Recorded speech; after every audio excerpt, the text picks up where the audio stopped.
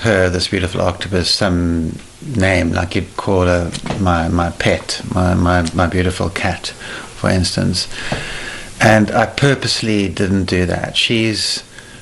Because she's such a teacher for me. She's more than just a curiosity or a pet. She's a wild animal, but she's this incredible teacher. And she taught me certainly about her secret world, incredible behaviors that had never been seen before. She taught me about species, new species. She let me inside her den, and inside the den were new species of crustaceans living there with her that had not been known before. But she taught me, tremendous humility. And when you come close to an animal like that and you're looking into its eyes and you realize how precious that animal's life is, that single animal, and then that radiates out into how precious the natural world is. And she taught me that somehow we have to find a way to look after that system, for the system itself, but also for our own well-being. She taught me that nature and human beings are woven with the same thread, with the same cloth, with the same system. We're not separate, and we need each other in order to survive on this planet. An octopus lifespan is about 18 months, in which time it reaches sexual maturity. Once it mates, it dies within 2 weeks. It's a beautiful story, certainly an unusual one, and very emotional. Born and bred Cape Townian, Craig Foster witnessed it all, and yet says we know so little of these magnificent creatures. A lot of her reactions are mysterious to me. I don't know why she eventually accepted my presence. Maybe it was just, eventually she saw this person's coming again and again and again, and there's no threat. So she realized there's no threat, and then there's trust.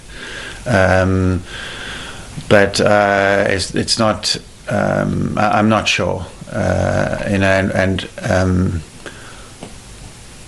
other octopus I found quite different. A lot of octopus are very frightened of me or other people. So she was different in that way. I still feel I know, even though I've spent so much time with octopus, I still feel I know very little about their world. There's so much to know. It's so complex. And they are the most intelligent invertebrate on our planet. They have and what's so interesting, a lot of their intelligence is outside the actual brain. 2/3 of their cognition is actually in their arms. So their type of intelligence is different to ours in many ways. But they are wild animals, so they've got to deal with a lot of other things. Their predators, their prey, all require tremendous intelligence and memory. They've got a map inside their heads, so they map the sea forest. They know where they are at all times. This is an animal that can do geometry. It can assess situations. It can change its skin, its color, its texture, to react to predators, to fool predators. This is a snail with a giant brain. Response from all of the competitions. We've got 8 Jackson Wild nominations. We've got 2 Wild Screen nominations, and those are the 2 kind of biggest natural history competitions. We've got 6 nominations in a competition called Green Screen, held in Germany. And we won the Best Feature at the EarthX Impact Film Festival Award. It's important to us that people start to kind of question their relationship with the natural world, and hopefully even start to try and strengthen that relationship and explore that relationship. The other very important thing for us is this incredible ecosystem that the film was made in, the Great African Sea Forest.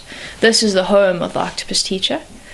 And it really is one of the most beautiful and bountiful natural environments on our planet.